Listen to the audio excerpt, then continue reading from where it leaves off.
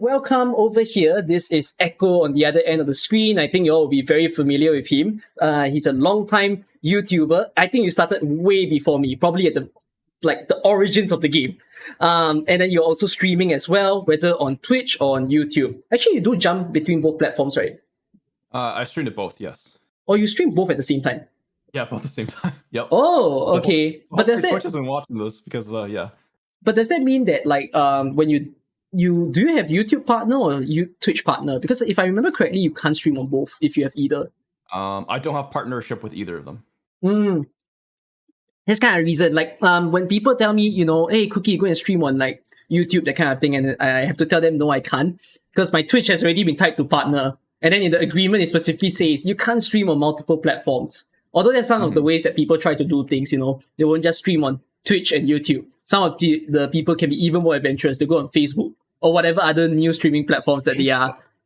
Oh yeah, Facebook gaming has been a bigger thing. It's not as big as YouTube though. I think YouTube is going to become the next big streaming platform if Twitch doesn't improve themselves. Because I think YouTube has been very fast at making their streaming even more open. So yeah, many people will know you from watching the video today. But I think one of the things that people may be most curious about is, as much as they've been watching you for guides and whatsoever, what would you say was your origins of Arknights? Like, how do you find the game, and then how do you come about to say, I'm going to make videos? Okay, sure. So I believe I heard about the game in my Discord. So originally, I never knew about it. I had a large Blade and Soul community, so that's like a Korean MMO. And I guess one day, I forget who it was, but they were talking about Arknights in the chat. I'm all like, Arknights, what's this? Okay. So I, of course, did my research, right? I YouTubed it up and looked at it, and I think the video was called Arknights trailer #1 or something like that. And after watching that, I really got invested into the game. So that's how I found out about it. That's how I got started into it. But then where did the video part came about? Like for the low rarity stuff? I suppose, what do you stream Arknights first, or do you make videos first? At first, it was just videos, no streaming yet. Right. Do you remember what's the first videos that you made? I think literally the first video was just talking about the release of Arknights and how hyped I was about it. But in that video, when I listened back to it, I was so emotionally dead in that video. I had literally no emotions at all. So I'm glad it really improved since then. But yeah, that's literally my first video on Arknights. Does that mean that embarrassing? Did your YouTube start out as an Arknights channel, or was it something else? No, it was a Blade and Soul channel. Oh, do you still play that game today? No, I don't. I no longer. So it's just a matter of okay, maybe you've dropped the interest here, and then you moved into Arknights. But then you said that you had a Discord server, so your Discord server was for your YouTube channel back then. Yeah, it was for that. It was also for the Blade and Soul. So actually, let me think here, because I'm trying to remember if I did make a channel for that. Okay, no. So I didn't have one yet for YouTube at all, like a Discord server. Right. So Blade and Soul was my main game. Did guides on that. It was just I had a Discord server with a clan that we could share with. That was all. And then when I started to Arknights, I've kind of exploded from that popularity, and there's a lot of requests from viewers saying hey, you should make your own public Discord and whatnot. So I was thinking sure, why not? Let's give it a try. Oh, so the AK one is a second Discord that you made. Yeah. But then because previously your base would have been made from the previous game that you played. So assumingly there'll be people who know you then did they feel any way for you to transport from one game to another? Well, I'm not sure how they felt. I'm pretty sure they were pretty sad that I stopped making Blade and Soul content, but I did end up quitting that game just because of how it was managed, and I just no longer had that passion for that game anymore. So I decided to just drop it and start something new. I see. And then that's how we come to know of you today as Oh my goodness, my Siri just made noise. Siri does weird shit, okay. I think it's listening in on me. But like, yeah, that's how it comes to who you are today as an Arknights YouTuber. A bit more about yourself. How old are you? How old am I? Well, do you want to guess? I like playing I guessing would games. think that you are older than me. So I'm gonna say 25. 25. Huh. I No, think. not 25. Definitely not 25. Is this a I higher wish or I was lower? 25. It'd be higher. Okay, 28. 28? No, still higher. Are you above 30? I am above 30. 32? You're close? You're close? And 31. No, No, it's actually go a one little up. bit higher. 33. Almost there. Whoa! Wait, no, almost there still, so it's 34. 34. Yeah, I know. It's kind of ridiculous. I don't feel like I'm 34, but yeah. You 34. don't look 34, by the way. You would seem younger than 34, which is a good thing. There's still youth in you, basically. It's just because us Asians, right? We got that fountain of youth. You know what I mean? Yeah, I get that, but like, there's also I've seen some people in my country who can seem really, really old by the time they're like 24 or 28. But then, of course, there's the other way around, where people can seem very young as well. So I would think that at 34, you probably are working something else at the moment, like a job that you may have. Would that be so? Yeah, So, correct. Yeah, I do have a full-time job. Yeah. considering that, right, then how would you say the juggle between real life and social media comes about, since you have to focus on your work and then at the same time you're also producing YouTube videos or streaming? Is it okay? Is it manageable, or sometimes it gets to you? I would say for the most part, it's okay. Mostly because I'm lucky with the job that I have. So I just work like Monday to Friday, 8 to 4. So it's a nice daytime Yeah. kind of shift that I have. So it gives me that time in the evening to jump on Arknights and make my content. The only time where I might have issues is where, let's say, long day of work, and then my friends also want to hang out, but then a big event just dropping Arknights. I'm like, oh man, I really need to get these guys out, right? What do you So, do? What's the decision there? Do you hang out, or do um, you? I, I always go Arknights first, because I always tell my friends we can always hang out later. Like, that's the thing. Is there an example of like a very major event that made you say, okay, I'm just gonna focus on this major event? Yeah, like this current event right now, like CC7. Right. So it was, let's see, what date was it? Date that was coming, I think it was out on the 9th, right? Or something like that. Yes. Yeah. So I was trying to plan around this trip I had with my friend, because we recently bought a investment property, and it's very far away. It's like 6 hours drive. You had to like pay a visit. And yeah, so we had, because we needed to renovate it and whatnot and get all enough off the snuff. And so I was trying to plan it out between the Man's Break rerun when that was ending, plus the start of this event. And unfortunately, the CC7 started right when we needed to go, because we needed to go on that Friday.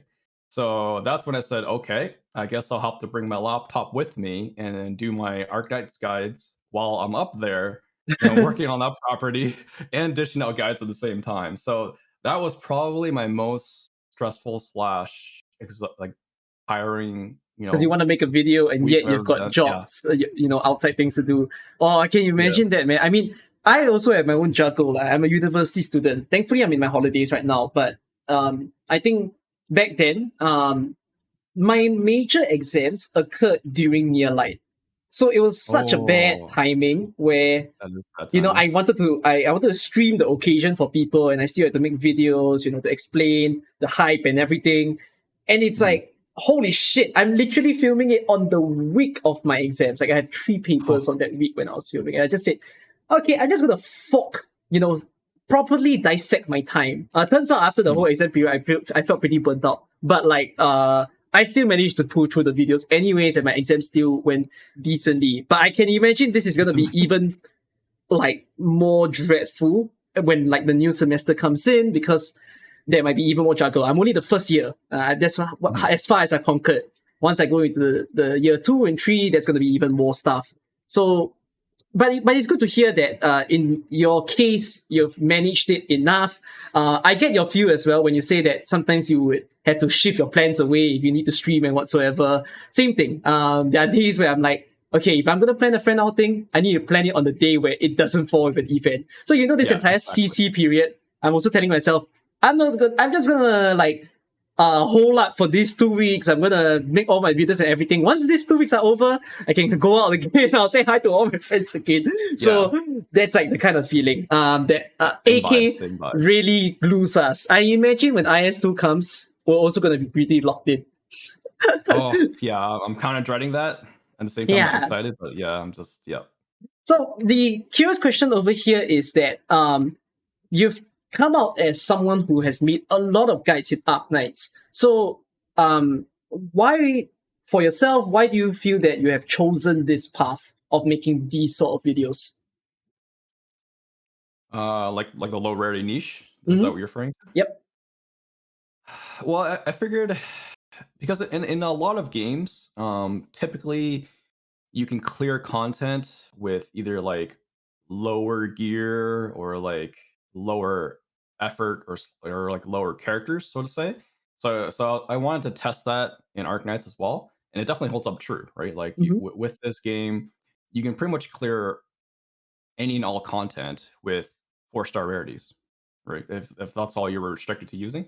So I figured it would be a good way to showcase how friendly the game is towards people who don't maybe per se have or willing to dish out money to get these 6 stars ops and whatnot, right? All these meta ops. So that's what I figured. In the early months of the game when you started making guides, do you remember any fondest comments that you've read about maybe how your guides had changed the way people felt about the game? It's definitely, I don't remember maybe like any particular comment, but I know there's a lot of common themes where they'll say like they didn't realize how useful these low rarity ops would be. Especially in stages that where the waves rush you, like the initial rush, like right at the start. Like it really helps having that low cost to kind of help build up and then deal with the rest of the stage. I totally agree with that. Even when some people try to use guides that they find on Arknights, for example, and then there's low rarity versions, that there's the tendency where people will say, oh my goodness, it's going to be pretty difficult to transform it into a higher rarity because those people also have higher deployment costs, and then it's going to be difficult to put them down unless you actually adapt to it by bringing, say, more vanguards, for example. I get the idea of that. Then I suppose another curiosity that people have when it comes to the guides that you make is, how do you make your guides? Okay, so first thing to do is I'll look at the stage, I'll look at the layout, and then typically I'll bring just like a balanced squad, like 2 of each class, right? And then I'll just jump right into it. From there, I will then see how the enemy pathing goes, see how my ops handle, certain enemies, and then I do fail a lot. Like when I fail a lot, I mean like probably like for the outcome, the guy you see, I probably failed at least 10, 15 times. So what I like to do is like I'll slowly adjust things to see if it'll work, because I don't like making major adjustments just because then I don't know if what I'm changing is actually helping or not helping, right? So yeah, I just adjust, bring in ops, take out ops as needed. The final thing I usually do is if I get stuck, I will record the stage and then I'll rewatch it. That way I know what I'm doing wrong. And then there you go, final product. So it takes a lot. It is a lot of time. I think that's something that people don't realize behind the behind the scenes of this guide making process, that they don't understand that to make the guides that we do, we need a lot of tries, a lot of effort to put into it. Even for myself, let's say if I would want to make a certain guide, one of the worst guides that I've ever made, it's not worst in a sense where it was bad to watch, but it was a lot of pain to prepare, was the recent year-like event, NLEX8. That one took me um like full-fledged 11 hours of sitting on my computer and then fiddling over and over again to find out what was the best way to teach people how to play that stage. That was horrible. But I think that's something that people kind of like need to understand, because oftentimes when I make my guides, for instance, I'll see people saying, my goodness, this guide looks so easy. You made it look so simple and everything. But people don't realize that actually it's not that simple, because it took many tries to produce an outcome for people to then follow and watch. So I think that's something that people will have to see. Sorry. Oh yeah, I was saying like, yeah, it looks simple because we molded so many hours to make it simple to simplify it. Exactly. So I think eventually also people have that sort of newfound appreciation. Like for instance, nowadays, if I were to make my guides, for example, I will actually do it on my stream. It can be a little boring for some people, but I will show people the amount of tries that I take to fiddle around with, let's say, whichever 6-star I think will make magic, and then afterwards to produce the guide for people to watch. So it's nice to hear that we all suffer together through this. I also wonder as to Kyo's level of suffering when we get to him at the later part of this particular Hangout series. Now, despite that, right, what are your favorite parts of guide making? If there are. Favorite parts? I think the favorite parts would just be the feedback, like the comments I get, because I do get a lot of supports from the viewers, and so that really motivates me and keeps me going. So I do really appreciate that. In a sense, it's the response that you get from the people who watch the guides. Yes. I think it is a wonderful feeling when you provide a solution and then people say that, this has saved their time, this has helped them to clear something, or the fact that they spend 3 hours and then afterwards when they watch the guide, they only spend like 2 minutes, for instance. So I do get that feeling that you have. For myself, I suppose guide making is a thing where we go through that sort of pain and all, but the moment that I find the click and I say I found a great solution that people will like, it's quite a sense of achievement, I suppose. I'm not like the other Arknights players where some of them say they care about max risk. They want to play with certain niche operators. For example, they play with only specialists, only supporters. Like, that's not really my thing. I rather, because when I describe my game style, I would see myself as a casual, actually. I don't know if you consider yourself as a casual, but I consider myself as a casual because I just want to play the game for what it is. I sometimes like to take certain challenges here and there, but it's definitely not as much as some of the other people of Arknights. So to be able to find what I consider as the easiest solution I can provide, I think that's a very, very nice feeling. How would you describe your playstyle? I would say casual as well. Like Arknights, I would say is, even though I do create a lot of content for it, I consider it more as a side game. I'll outside of my guides, I log in, spend my sanity, clean up my base, then I log off and play my other games because I just treat it as a side game. That way, I don't get burnt out on it. That brings up another curious question, which is: would this be the only game you're playing now? No. I play. So what are some others that you're playing? So right now I'm playing Rainbow Six Siege. Nice. Blue Archive. Also playing a little bit of Lost Ark. I'm kind of getting a little bored of it. I don't know. See how I feel about that, but yeah, playing that. And then that's about it. Actually, no, the Final Fantasy VII Remake as well. Also playing that. Ooh. Yeah, and then there's a bunch of games that are on the horizon that I'm keeping my eye out Do you on. Are you someone who likes to try a lot of new games as they come out? Yes and no. So I do like to try new games when they come out, but I'm very particular about any new releases, just because some games, like for example Battlefield 2042, we know how badly that turned out. Yeah. I was very hyped for that when I saw the trailer. I really believed it, but I didn't pre-order it because I'm thinking, it's EA. I don't trust EA. I'm glad I'm really glad I waited for the reviews because it turned out terrible. But yeah, so what I'll do is I'll pick out a few games that I'm really interested in that are backed by reviews, then I'll stick with that for a while until I get it off my plate.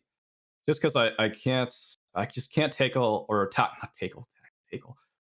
on like a bunch of games at once. It's just I just don't have the time to jump back and forth because I feel like I get lost. This makes me that makes me wonder as to, because yourself, you're much older than me. I'm 22 actually, and you're 24. But would you say a lot of your life in the past have been made out of games? Basically, yeah. Yep, yeah. But I think my first, let's see. I think my first game was the GoldenEye on the. Have you heard of GoldenEye on the I have Sega not. Genesis? I have not. What's Okay, that? it's a great game. It's a James Bond game, right? Okay. Yeah. So you'll have to look it up. It's like You know, the how old golden were you when you standard played of it? first person shooters. Hold on. Probably like, what was it? I don't know, maybe like 11 or 12. I That can't means remember. the game will be released like more than 20 years ago. Was it an online game though? I wouldn't No, no, think it would. it's a console. It's like on a console, right? Right.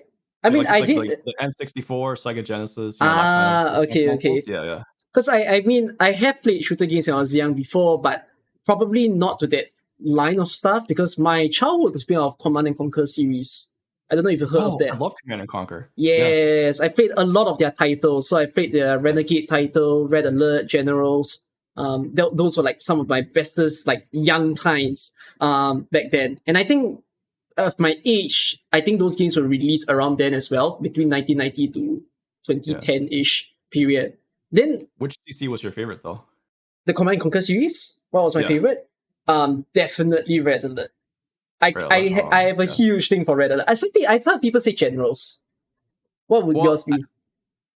like I would say like for storyline, I like the Tiberian Sun series. Mm-hmm. For fun, I like Generals because I played that a lot with my friends for multiplayer. Like that was Oh, absolute blast. I have, yes, I've heard that the Tiberian series is full of lore. It's a very, very nice story to read. Generals felt very modern of all the Command and Conquer series. Red Alert was still pretty 2D back then. But I think because it was probably the first war game that I played, that's why it has a close place to my heart. Like, since I've played so many hours of that. What was the biggest genre that influenced you into games then? I'd probably say like RTS, so like the Command and Conquer series, because that would be my first game for PC that I I played. see. So I was really into that. For myself, even though I say that I played a lot of RTS as well when I was young, in fact, they were probably some of my first. My favorite genre that I still stick to today is rhythm because I started rhythm games very early. I think when I was Oh. 10 or 11. Because when I was younger, I used to visit the arcades a lot. So arcade cabinets were a thing. Depending on where you live, you may not get like the best rhythm game cabinets, but over in Southeast Asia, we always had like the game cabinets from Japan, where most of the rhythm games come from. So I tend to play that when I was younger, and then as I grow older, I started to port into like mobile rhythm gaming, and I still do play them today. Those were my biggest influence. But then because of the fact that I still play strategy when I was younger, I think that's also what put me into Arknights. Because Arknights has that sort of tower defense and RTS element. I played PvZ and Bloons before that. Did you play any tower defense before Arknights? Uh, just like very like casual tower defense, like on Newgrounds. Those like Flash Oh, player games. yeah, Yeah, yeah, I yeah. can Well, imagine. nothing crazy, nothing crazy. Because if that was the case, right, then what drew you in so much for Arknights if we say the gameplay? Um, Definitely the art style. Mm-hmm. The music, and Oh, just the very early ability. on, the music already got you. Yeah, the music. Yeah, the music just got me right away. So yeah, art style, music, because I'm very particular about my art style. So for example, what's that other game that people are currently playing right now? There's Oh PGR, there's Counter Side, there's Genshin.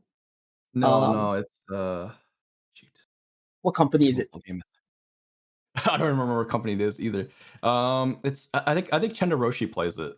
I'm trying to remember what. Revive Ray? No, No. Tenroshi plays it. Pretty sure Chenda Roshi plays it. Yeah. Um. As far as you can Well, remember, what would this be about? Yeah, well. Anyway, it's very similar art style to Revive Witch. Have you I've played heard of Revive it. Witch I've not before? played it, Okay, so yeah. yeah. So like the art style for that is like kind of like it could be better. I mean, like it's just not like it just doesn't catch my attention, you know. Where Arknights, I like that style. Like that's exactly the style I'm looking for. So yeah, the style, music, and then just the flexibility, right? To clear the stage like countless ways, right? Like you're not restricted to, oh, you must do this and this, otherwise you cannot clear this, right? And then that's basically becomes the biggest role for myself. I think because I come from tower defense background, since I played some of such games in the past, when I saw Arknights, I was just surprised. It wasn't the conventional tower defense game. The idea where there's gacha involved. Um, it was an interesting question that I asked on my stream, so I can pose it to you as well. Where I sometimes feel pretty okay that there is actually the gacha element in the game because it changes the way that people progress in their account. Actually, instead of like the other games, like let's say PvZ or even RTS games that you play where you have every single unit that you can choose from and then you can deploy them, AK does it in a way where you have different operators from your friend beside you and even more with hundreds of strangers out there, but yet everybody can still play the game just fine to clear everything to the end. So the question that I have asked recently on my stream was, if AK doesn't have gacha elements involved, would you still play the game? Yeah, I would definitely still play the game. I mean, the gacha element does add that level of unknown, that level of RNG, which kind of like feeds into the whole addiction of like, oh, what am I gonna get? Wait, where am I gonna get? Which is really bad, and companies know that, but Yeah. they utilize that, right? So, but yeah, I would definitely still play even without the gacha element. It so that is because the game is already drawing you in enough that even if you have everyone, you'll still enjoy it for what it is.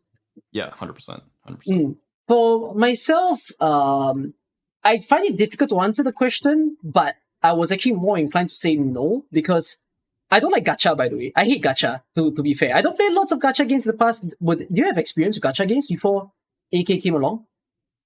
Yeah, with a lot of like older mobile titles that I played before, and like Fire Emblem Heroes and whatnot. And yeah, I let's just say I've been spending too much on those. so It so happens, it I happens. definitely had to like just get into that zone of being like, you know what, I gotta stop spending so much. So Right, yeah. right. Does AK do that for you? At the beginning, yes, and then I started to tone it down because you gotta be an adult someday. You know, you gotta be like, you know what? I mean, yeah, I can put all this money to AK, but I should really be using this money for adult stuff. You know, and be responsible. This is definitely like important life advice that we can get to in just a bit. So yeah, but for I suppose like I hated gacha for so long since it's always a very predatory thing. But I'm just surprised with the way that AK does it because I don't necessarily feel that need that I have to pay money in the game. If I do want to pay money, it's purely from my own desire that I say, oh, I want to pay to speed up the game, build my operators a little faster, or just get a few more pools so that I can get an operator at one. But is that all necessary? Absolutely not. The game is actually fully functional despite being a gacha game, which is something that I'm thoroughly impressed by. Probably the only game that will make me say I'm okay with gacha. Are there any other gacha games I'll pick up? Probably not. I've never stuck along with any gacha games all my life because I think for quite a few other titles, there may come that sort of problem where you do need specific things, especially to enjoy a good time. I think the worst case is PvP games. PvP games are the ones where you need better units than someone Yeah. else. I mean, you can say, you can have a better strategy and all, but it's not really that. The fact that someone has better units than you means they're ahead of the curve. They can think less deeply than you to surpass you. So that's something that I truly appreciate about AK. If we draw back into the guide making stuff, so on one hand, I've talked about what's your favorite parts. We can get a little bit spicy here, where have you received negative comments towards your guides? And how did you feel about them? Yeah, I have. So I do get those comments from time to time where someone will say like, you know, this guide sucks. It does not work for me. And then from there, I look at them like, okay, so can you elaborate on that? Like, okay, so it doesn't work for you. What part of it doesn't work for you? Because typically I will reply to I do reply to all comments, but I will reply to negative comments as well. So I do reply to those comments where they say, okay, it doesn't work. So I'll say, okay, so can you, explain? I'll help you out. Half the time they'll say like, oh, it's DP or it's just timing or whatever, and then I'll do my best to give them advice. The other half the time they don't reply, so that's really the only time. Like yeah, it's just the negative comments. So that would be the part that kind of irks me, but that's just the internet, right? So it's just part of it. Do you have like something that was really bad at any point in time, considering you've made guides for so long? Um, really bad? No, nothing's been really bad. It's just been like that's probably about the worst there is. It's just And people saying generally, that it doesn't work and all. yeah, or they'll say like the guide sucks or I suck, which is not that bad. I It's mean, a little bit of a curiosity. So there are different types of negative comments that people can receive. So for one, it's like people will say, this is bad because it's hard to follow. mhm. And then there will be those that just say this completely doesn't work at all. There is a third instance, which I'm also a little curious, whereby do people question the authenticity of your guide? So for example, do they say, doesn't this guide look like something else? I think I've gotten maybe like a couple of those, like very rare. Mm-hmm. Yeah, yeah, but But it's like not all that bad. it's just like, well, I don't know. I mean, I didn't look at any guides. I don't watch guides. Right. It's just like, there may be similarities, yeah, because there's probably I would say for a lot of the stages, there's probably like a really like optimal way of clearing it, right? Mm. And so there may be similarities to reaching that goal point, but Yeah. the process of it is going to be, from start in the middle might be different. I think So when it comes to like similarity of guides, there's something that people have to understand, which whereby, especially if we make low rarity guides, for example, there's actually only so few low rarities if we talk about say the 3 stars. There are 15 3 stars that you can mhm, choose from.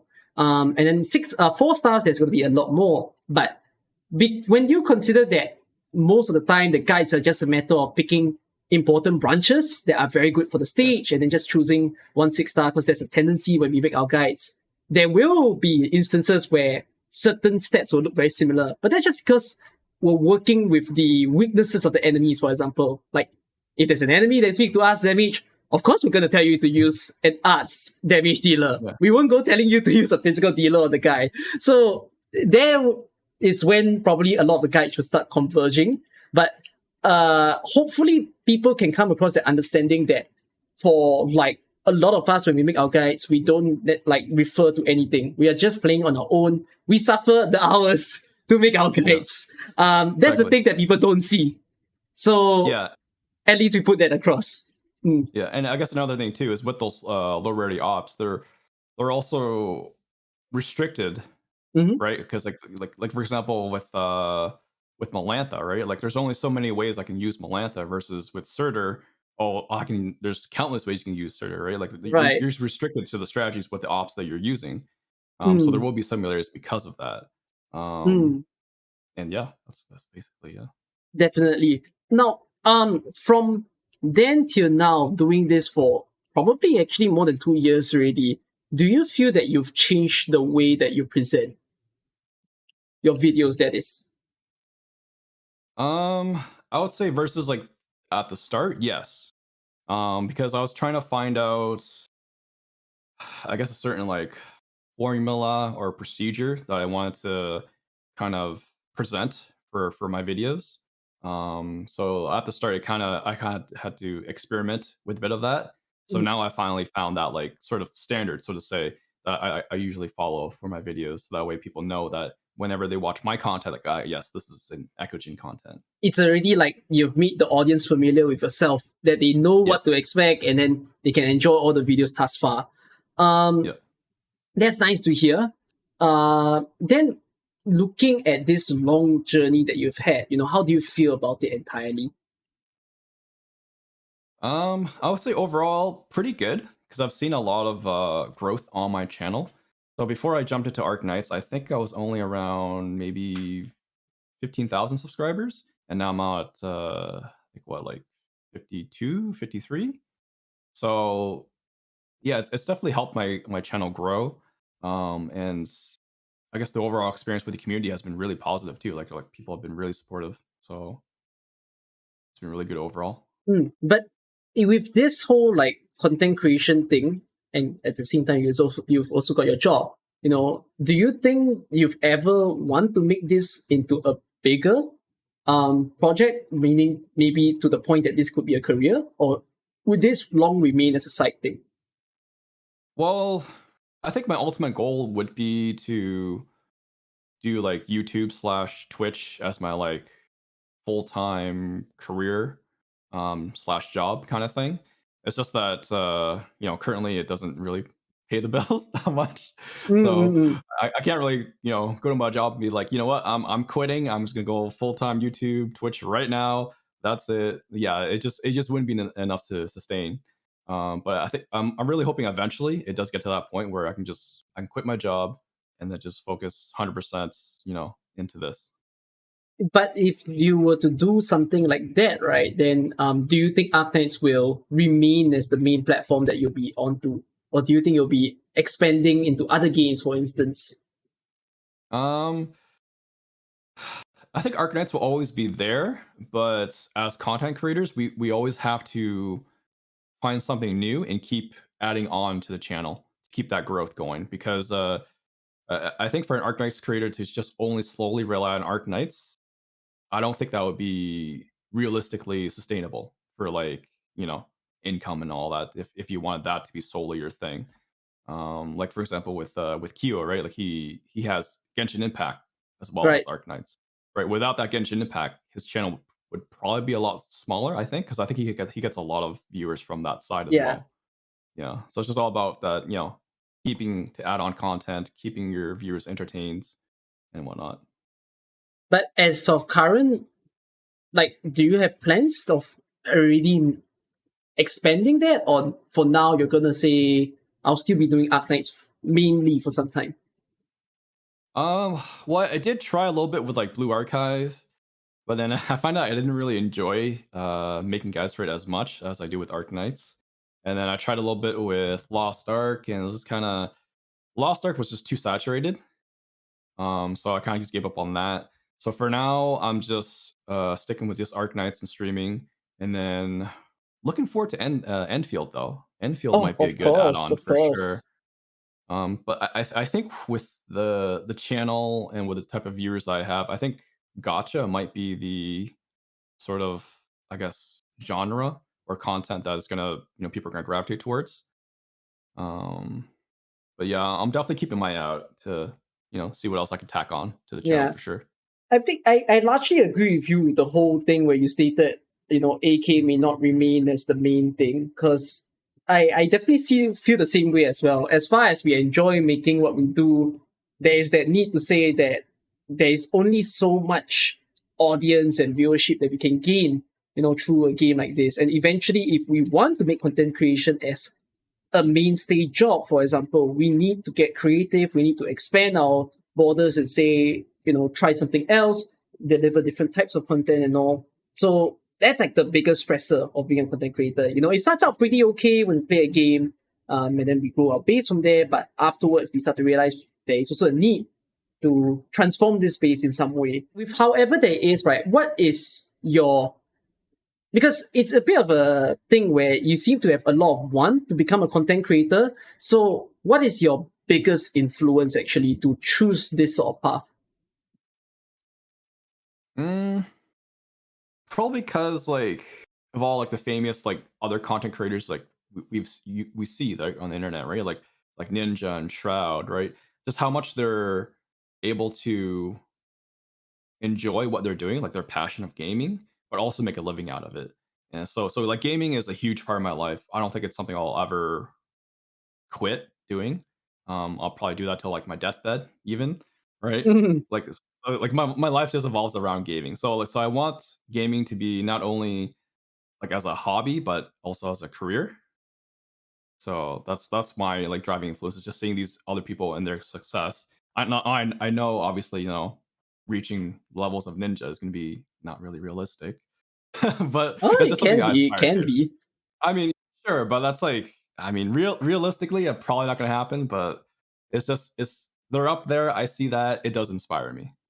How do the people around you feel about what you're doing? So being your friends and your family. Well, my friends think it's pretty cool. My family, at first they weren't so cool with it. So my parents are very traditional.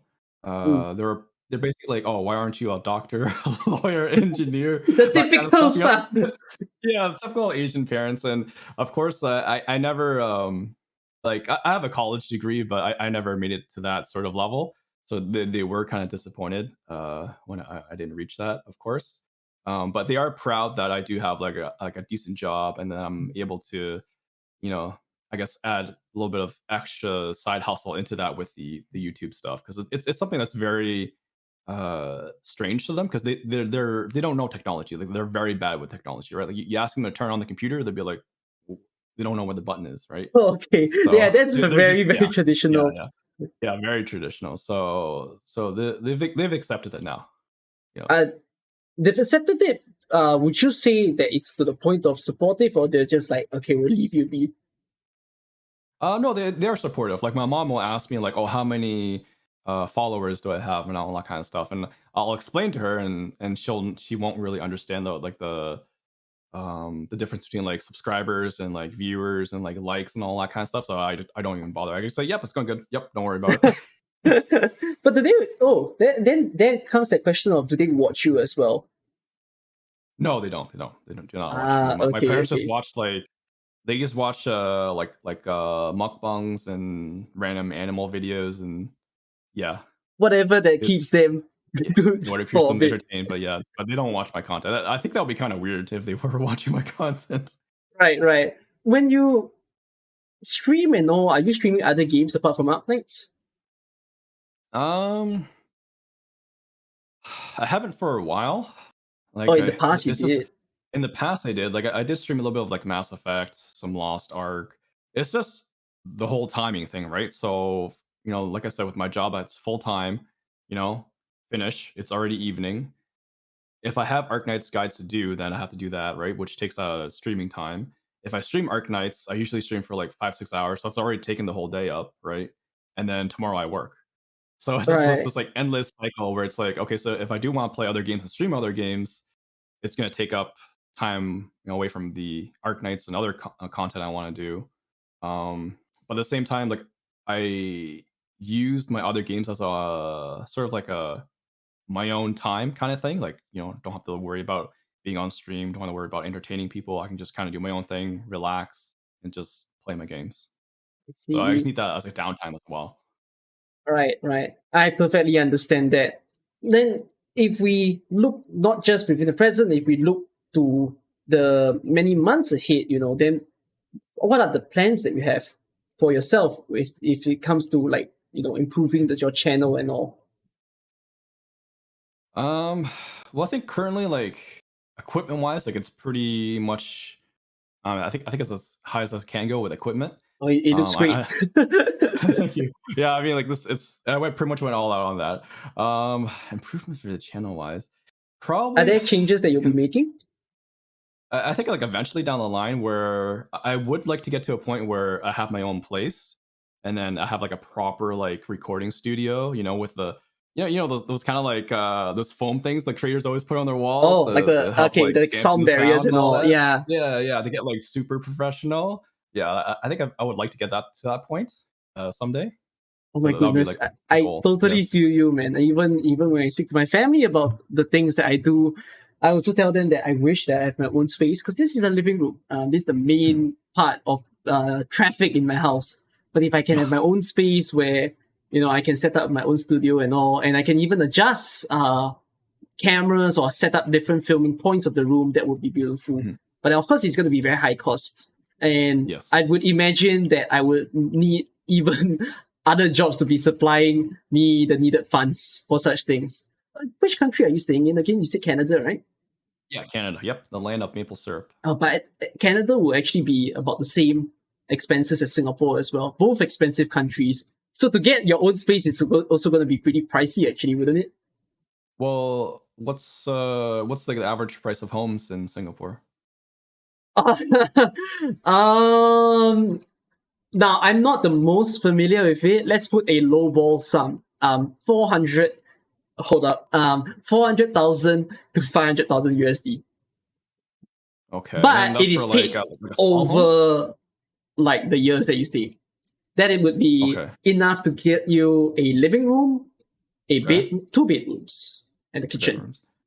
Okay, so like 400 to 500,000 for like a 2 bedroom I would house, think so. approximately. Okay. Uh, for Canada, it kind of depends on which part of the region. Luckily, like around my area, it's cheaper than Toronto. Like Toronto is just crazy. Like Toronto, you can buy like a bathroom for like $1 million, right? That's literally what's going to cost you for Goodness. a freaking bathroom. Because Toronto, there's no space in Toronto, Oh my right? goodness. You don't want to buy in Toronto, okay? Like I've learned the now. I've market learned has now. I know that exploded. now. Yeah, like so for example, like for people who've been like living in Toronto forever, like since like the 19, I don't know, 50s or whatever, their homes would be worth so much if they were to sell them right now. Mm. But yeah, anyway, for I guess the normal price in Canada, I think for like a 2 or 3 bedroom house, depending on how large it is and how nice it is, you're probably looking around anywhere from, this would be like a detached house, by the way, not like a condo or an Right. apartment, like an actual like fully separate Because those will be detached more house. expensive. Yeah. Yeah, those would be more expensive. So you're probably looking about at least 600 to 800,000 Canadian, Ooh. right? Yeah, those are pricey. It's Yeah. all very high prices. Because I think even like the better houses of that size that I've stated just now would also reach around that sum. So yeah, even getting your own living can be a scary thought. Actually, as Yeah. someone who's super young, these are numbers that I cannot visualize.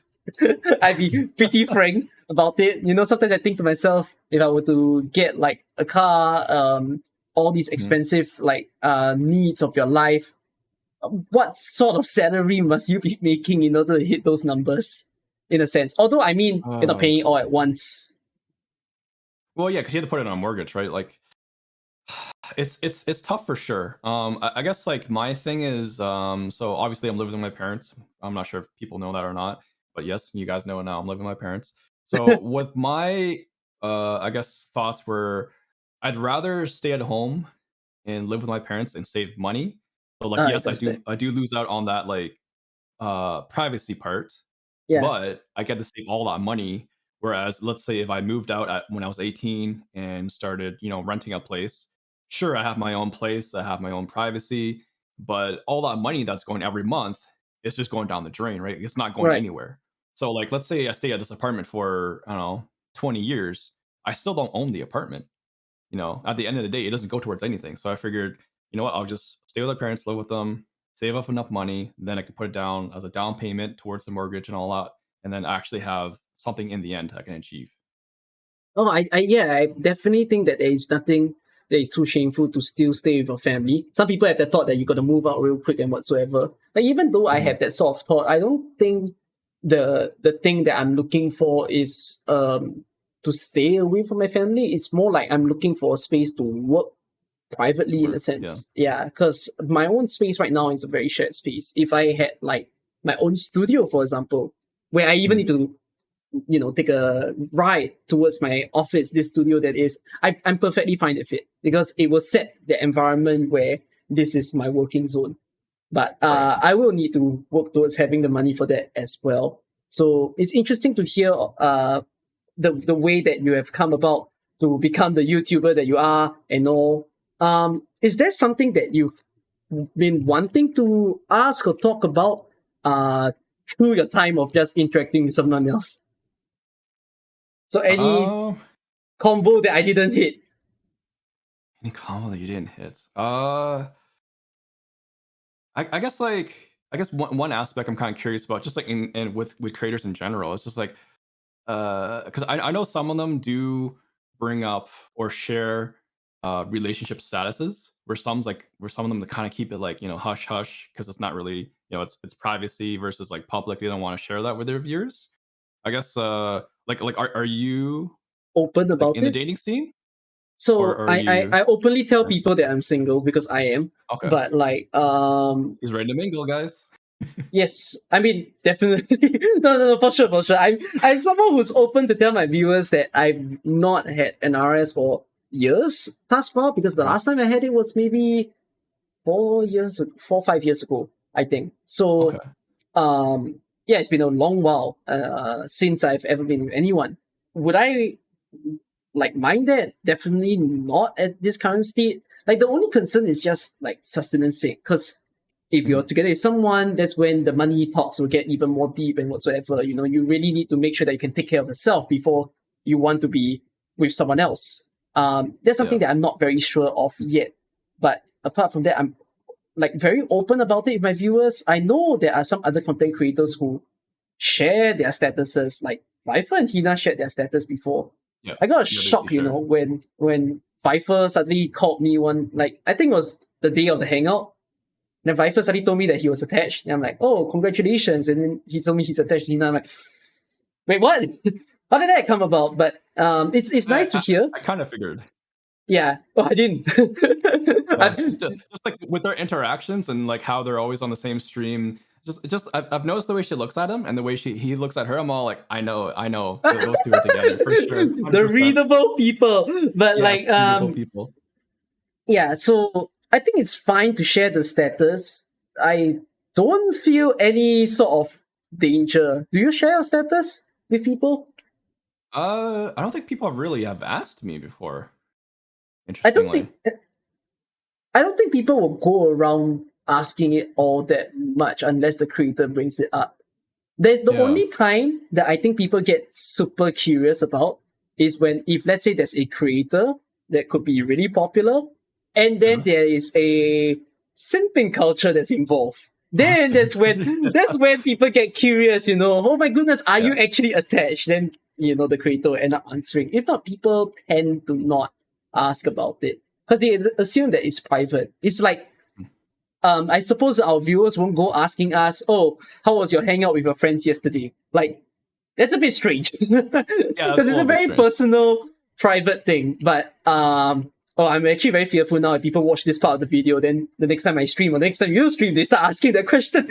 I don't really mind if they ask the question because I don't really think it's too much to share. Like it's fine if they ask. But I do get like I'm very open with my viewers. I don't hide anything. I see myself as an open book. Whatever stories, whatever things that they like to hear about who I am, how I think, I'm okay sharing with them. Since, it's not like there's any part about my character that I need to hide. I feel that there are some creators who maybe say, for instance, VTubers may have that tendency where they want to conceal an identity, so they don't talk so much about their real life and all. But as someone who's filming my camera, I think it's totally fine. I even tell people my real name. Oh yeah, you do share people with your real name as well. Because if I'm not wrong, it's my first name. Yeah. The two of us interact with people on Facebook with our real accounts. Yeah. Yep. Yeah, and then people are just like, oh my god, now I know your real name and all. There's a creepy story that I've heard before, by the way, because some people feel that I give luck in their pools.